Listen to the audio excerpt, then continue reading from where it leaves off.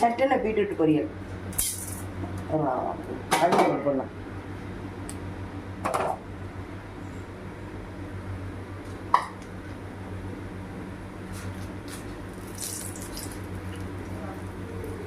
வெங்காயம் போட்டுறோம். எடுத்துட்டு வெங்காயம் போடலாம். கருவேப்பிலை போட்டுறலாம்.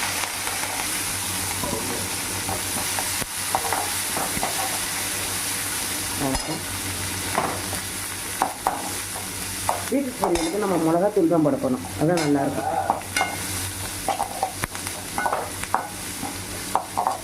ஒரு பச்சை மிளகா போட்டால் ஒரு டேஸ்ட்டாக இருக்கும். பச்சை மிளகாயும் போட்டிருக்கேன் ஃப்ரெண்ட்ஸ். 2 பச்சை மிளகா. இறக்க போகும்போது கொஞ்சம் மிளகாத்தூள் போடணும். அதனால தான் 2 பச்சை மிளகா. ஃப்ளேவருக்கு தான். அதை வச்சு பீட்ரூட்டை போட்டுருங்க. ஒரு விசில் விட்டு வச்சுருக்கேன். ஏன்னா பிள்ளைகளுக்கு சின்ன பிள்ளைங்க குழந்தை பிள்ளைங்க இருக்கிற வீட்டில் இப்படி விசில் விட்டு வச்சுக்கிட்டா அந்த பிள்ளைகளுக்கு எடுத்து வச்சுக்கிட்டா சாதத்தில் இதை அடித்து கொடுத்துடலாம்ல. அதெல்லாம்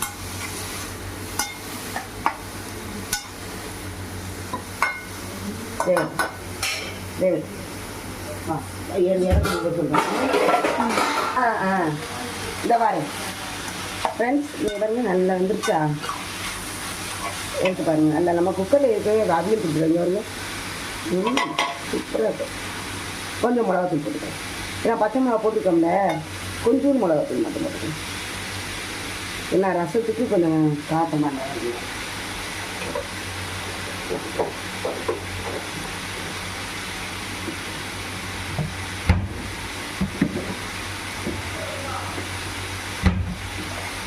பிடிச்சா கொஞ்சம் மல்லி கருவேப்பிலாம் போட்டு